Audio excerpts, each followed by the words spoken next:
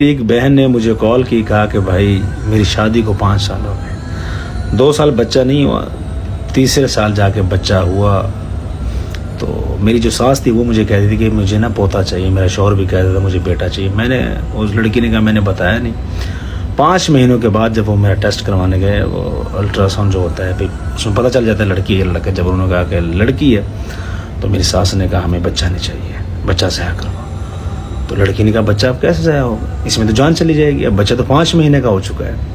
کہتی ہیں زبردستی مجھے ہاسپٹل لے گئے، میں نے ہاسپٹل جا کے لڑکی نے کہا شوٹ ڈال دیا۔ تو ڈاکٹر نے پھر کہا کہ بھیا آپ تو زبردستی کروا رہے ہو، ایسا تو نہیں ہو نہیں سکتا۔ تو کہتی میری شوہر نے مجھے طلاق دے دی، میری ساس نے کہا اس کو گھر سے نکال دو۔ تو مجھے یہ جان کر یہ سن کر بہت تکلیف ہوئی۔ ہمارے معاشرے میں ابھی بھی جہالت ہے، کیسی جاہل وہ عورت ہے ساس، کیسا جاہل وہ مرد ہے، وہ بے غیرت انسان، کس زمانے میں جی رہے ہو۔ لڑکیاں تو